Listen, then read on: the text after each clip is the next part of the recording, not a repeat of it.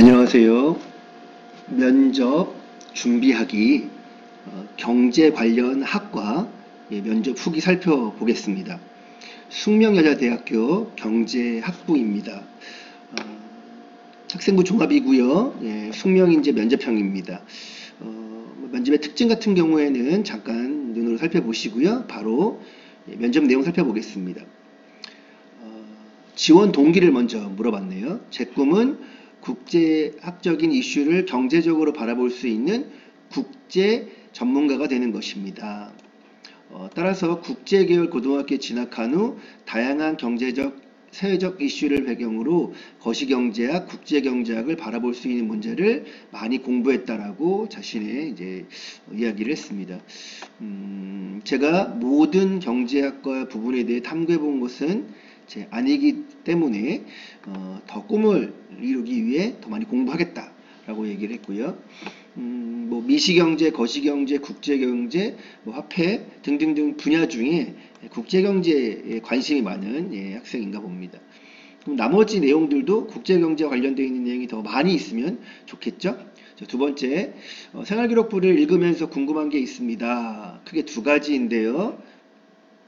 3학년 진로 시간에 중력 모형에 대해 탐구했다고 하는데, 모형에 따른 GDP와 물리적 거리 등을 변인을 탐구하고 이 통계 자료를 공학도구로 분석했다고 되어 있습니다.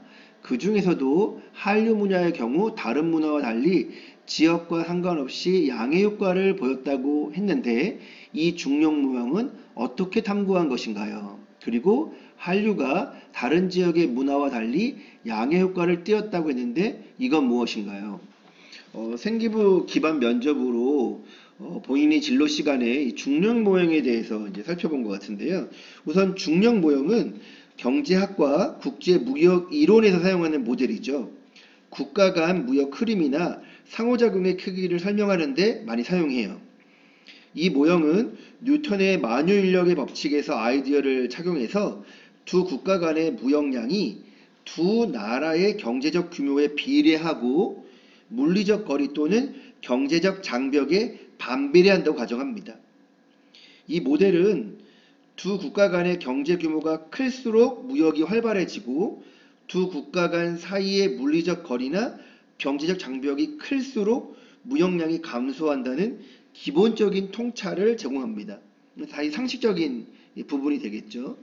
이 학생도 이 중력 모형을 탐구하는 과정에서 지리적 인접성이 부각되는 국가의 위주로 문화의 확산이 이루어졌다. 그러니까 거리를 가지고 지금 설명을 하고 있잖아요. 아까 설명했던 것처럼 군나라 간의 물리적 거리도 매우 중요한 지표가 되기 때문입니다. 이 중력 모형은 경제 규모, 그러면 GDP를 얘기할 수밖에 없겠죠. 경제 규모가 큰 나라일수록 많은 상품과 서비스를 거래할 수 있는 능력이 있기 때문에 무역량도 더 커진다라고 가정합니다. 예를 들자면 미국과 중국 같은 경제 대국은 경제 규모가 크기 때문에 서로 무역량이 많습니다. 또 물론 여기에는 또 거리도 아까 고려한다고 했죠. 두 나라 간의 물리적 거리가 멀수록 운송비, 거래 비용, 정비 비용이 증가하기 때문에 무역량은 줄어들 수 있습니다. 예를 들어서 한국과 미국의 무역량은 지리적으로 가까운 중국과의 무역량보다 상대적으로 적을 수 있습니다. 그거 이외에도 무역 장벽, 관세 장벽, 비관세 장벽 있잖아요. 그리고 언어, 문화적 차이, 정치적 관계도 이 거리 요소에 포함될 수 있습니다. 그러니까 물리적 거리를 넘어선다는 거죠. 그러면 이런 중력 모형을 응용한다 그러면 뭐가 있겠어요? 지금 아까 얘기한 것처럼 국가 간의 무역을 예측하거나 무역 정책을 분석하거나 나라와 나라 간의 어떤 경제 통합의 효과를 분석하는 거에서 활용할 수 있겠죠. 또 이 중력 모형은 단순히 경제 규모와 물리적 거리를만 포함하는 것이 아니라 무역 협정, 관세, 환율, 문화적 유사성 등도 변수에 포함돼서 더 정교하게 확장되기도 합니다. 이를 통해 보다 현실적인 무역 패턴을 설명할 수 있게 되었습니다. 중력 모형은 국제 경제와 무역을 이해하는 데 중요한 도구가 되고 있어요. 이런 부분들을 이제 진로 시간에 살펴봤던 거고요. 그거를 한류와 연결시켜서 이어 답변했습니다. 외국에 확산되고 있는 드라마나 영화, 케이팝 등을 보면 한국인들만이 공감대 형성할 수 있는 내용뿐만 아니라 케이팝에서 다양한 세계관을 도입하는 등 전 세계적인 니즈를 충족할 수 있는 내용이 포함되기 때문입니다. 예, 아까 말한 것처럼 어떤 문화적인 부분들, 문화적 공감대 부분들, 이런 부분들도 증명모형에 포함된다고 얘기했으니까 같은 맥락이라고 볼 수 있겠습니다. 그럼 이 중력 모형을 공학도구로 활용해서 분석했다는데 어떤 공학도구였나요? 라고 했더니 엑셀 가지고 분석했다, 이렇게 답변했습니다. 자, 또 두 번째 핵심 중요한 또 질문이 리쇼링이 활발하게 일어나지 않았다고 했는데 그 이유는 무엇인가요? 실제로 탐구해본 바 이루어지지 않았나요? 라고 이제 질문을 했습니다. 리쇼링은요, 기업이 해외로 이전했던 생산 설비나 사업 활동들을 다시 본국으로 돌아오게 하는 경제적 전략을 의미합니다. 지금 여러분에게 말씀드리고 있는 이 추가 코멘트 내용들은 더보기란에 잘 있으니까 화면과 한번 더보기란을 같이 보세요. 이 리쇼링은요, 기업이 과거의 비용 절감을 위해 생산 기지를 해외로 이전하는 것과 반대 현상이 되겠죠. 바로 제조업에서 보통 많이 나타나는데요. 리쇼링은 아무래도 인건비 상승, 물류 비용이 증가하거나 정치적 리스크나 공급망이 불안정했을 때 해외 생산이 오히려 비효율적으로 판단되면 이런 일이 벌어지겠죠.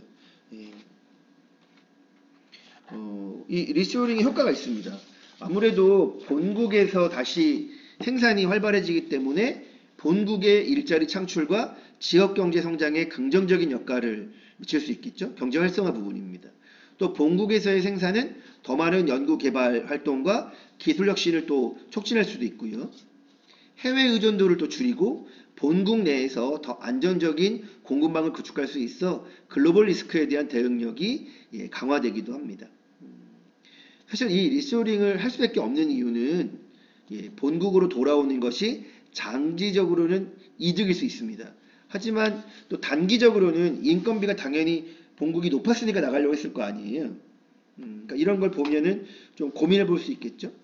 또 해외에서 더 나은 제조 인프라를 가진 국가와 경쟁하기 위해 본국 내의 생산 인프라 기술을 또 개선해야 되는 거죠.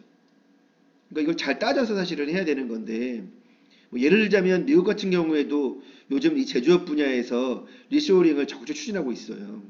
뭐 애플, 제너럴 모터스 등 대기업들이 다시 생산 라인들을 미국으로 돌리고 있습니다. 유럽 국가들도 여기에 관심을 기울이고 있는데요. 의약품, 전자부품과 같은 전략적 산업을 리쇼링하고도 있습니다. 아무래도 세계화에 대해서 다시 한번 좀 점검하는 차원이기도 할 것 같아요.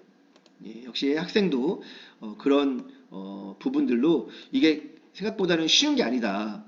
대한민국은 법으로도 리쇼링에 관한 사항이 규정되어 있으나 이런 법이 존재함에도 실질적인 성과를 올릴 수 없다. 아무래도 여전히 인건비가 좀 비싸고 이런 부분들일 수 있겠죠. 그렇다면 법률이 문제라는 건가요? 라고 이야기를 해서 조금 당황했다고 합니다. 제도, 법령, 제도 이것도 좀 필요하다, 이렇게 같이 언급하는 게 더 필요하다는 생각이 들고요. IMF와 현재 대한민국의 경제 위기가 공동점을 찾았다고 되어 있는데 여기에 드는 의문은 학생이 지금과 같은 상황이었다면 IMF 위기를 피해갈 수 있었다고 생각하나요? 라고 질문했습니다. 이건 뭐 답이 있는 게 아니라 내 생각을 얘기하는 거죠. 경제 위기의 위험성을 완전히 배제할 수는 없지만 당시와 같은 사태가 발생하지 않을 것이라 생각합니다. 당시 대한민국 기업들은 달러부채가 많았고 부채로 인해서 투자를 회수하기 시작하면서 위기 시작됐다고 알고 있습니다. 하지만 이러한 상황은 대한민국은 고정환율제를 택하고 있었기 때문에 대응하기가 쉽지 않았었던 거죠. 지금과 같은 변동환율제라면 더 원만하게 해결될 수 있을 것입니다. 라고 답변했습니다. 또 리더십 부분을 물어보기도 했었고요. 마지막 부분들 더 추가 질문도 있었습니다. 숙명여대 하나 더 한번 좀 보겠습니다. 역시 지원 동기를 묻기도 했고요. 넛지라는 책에서 가장 기억에 남는 개념은 무엇인가요? 라고 물었습니다. 넛지가 이렇게 직접적으로 하는 게 아니라 간접적으로 이렇게 하면서 뭔가를 만들어내는 걸 얘기하잖아요. 예, 기준선 설정 관련 내용입니다. 사람은 어떤 기준을 가지고 현상을 바라보느냐에 따라 인식이 달라질 수 있기 때문에 이러한 이유로 불평등 현상이 발생하는 것이 빈번히 일어나서 하겠습니다. 네, 불평등 현상에 대해 관심이 많았었고 그래서 불평등 현상에 대해서 이어서 이야기를 계속 질문에서 이어지고 있습니다. 면접에서 예, 교육 격차 문제를 가지고 예, 같이 살펴봤고요. 책에서 말하는 기준선 설정이라는 개념이 무엇인가요? 라고 해서 기준 설정에 대해서 조금 더 예, 살펴보기도 했습니다. 조금 더 깊이 있게 물어보기도 했네요. 2학년 수학 시간에 예, 총 비용 곡선 탐구에 대해 진행했는데 좀 자세히 알려주세요 라고 했습니다. 여러분 총 비용 곡선은 기업이 특정한 생산량을 생산하기 위해 발생하는 총 비용, 그러니까 토탈 코스트를 보여주는 그래프예요. 총 비용은 고정 비용과 가변 비용을 합한 것으로 생산량에 따라 달라집니다. 이 총 비용의 구성 요소가 고정 비용, 가변 비용이 있습니다. 총 비용이 또 이렇게 계산이 되고요. 합이라고 얘기했었죠.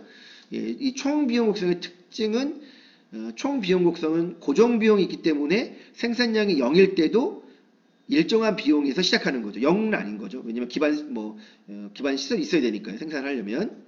예, 처음에는 생산량이 증가할수록 총 비용이 완만하게 증가하지만 나중에는 빠르게 증가하는 경우가 있죠. 이는 한계 비용 증가이기 때문에 합니다. 그래서 여기 학생들도 보면 이 학생의 답변에서도 미분 개념을 가지고 총 비용 함수와 한계 비용 함수를 정의를 활용해서 총 비용 곡선을 해석하는 활동이었습니다. 라고 이야기를 했네요. 그럼 자연스럽게 그러면 총 비용 함수와 한계 비용 함수 또는 한계 비용이 무엇인지에 대해서 같이 말해주면 좋겠죠. 바로 이어서 학생이 그 말을 하고 있습니다. 예, 거의 같은 내용들로 6번까지 질문이 이어지고 있고요. 또 러시아와 우크라이나 전쟁에서 경제적 영향에 대해 조사했는데 우리나라에는 어떤 영향을 주었나요? 라고 물어봤습니다. 이거는 이제 국제 어떤 정치가 경제에 미치는 영향에 대한 얘기가 나옵니다. 그러면 수출입에 대한 얘기도 당연히 나올 수밖에 없겠고요. 그로 인해서 여러 다른 나라들의 영향을 미치는 부분들을 같이 또 설명할 수 있을 것 같아요. 기름값에 대한 하락이 되냐 안 되냐 이거는 어떤 요인에 의해서는 그렇게 되기도 하고 어떤 요인에 의해서는 올라가기도 하고 이렇게 설명하면 될 것 같아요. 계속 3학년 때 총 수입과 탄력성의 관계라는 그래프를 해석한 활동이 나오는데 더 자세히 설명해 주세요 라고 했습니다. 이 학생 같은 경우에는 경제학과에 오기 위해 탄력성의 개념까지 조금 더 심화하고 있다는 것이 보여집니다. 여러분 탄력성은 경제학에서 어떤 변수가 변화가 다른 변수에 미치는 상대적 변화를 측정하는 개념이잖아요. 주로 가격 변화에 따른 수요나 공급의 반응을 측정하는 사용하죠. 그래서 탄력성의 핵심 개념이 한 변수 혹은 가격 같은 게 변할 때 다른 변수, 수요량의 공급량이 얼마나 민감하게 반응하는지 수치로 나타내는 것입니다. 이 탄력성은 여러 가지가 있는데 그 중에 수요의 가격 탄력성과 공급의 가격 탄력성이 가장 대표적이잖아요. 이때 탄력적이다, 비탄력적이다, 다른 탄력적이다 이런 개념들도 같이 알아야 됩니다. 더보기에 그 내용 상세하게 이렇게 써져 있으니까 한번 살펴보기도 하고요. 살펴보세요. 학생은 뭐라고 대답했는지 바로 이어져 보겠습니다. 탄력성에 대해서 설명을 하고 그래프에 대한 이야기도 간단하게 조금 얘기했습니다. 이어서 이렇게 쭉 같이 얘기했네요. 이 그래프에 대한 설명들을 같이 하는 건 되게 의미가 있습니다. 자, 마지막으로 한 대학 더 한번 살펴보겠습니다. 자, 전북대학교 경제학과 한번 살펴볼게요. 지원 동기 당연히 물어봤고요. 또 본인의 강점이 무엇이 생각하세요? 이렇게 물어보기도 했고요.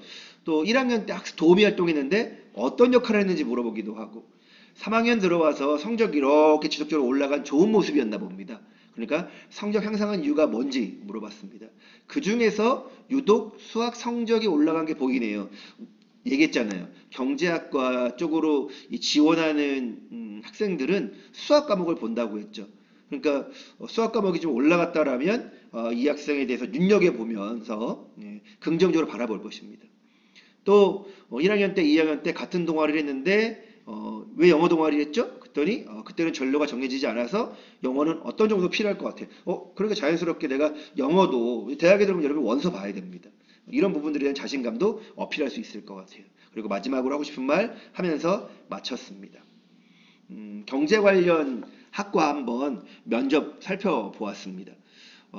수학 중요하다고 다시 한번 강조하면서 경제 관련 학과의 면접 준비하기 마치겠습니다. 고맙습니다.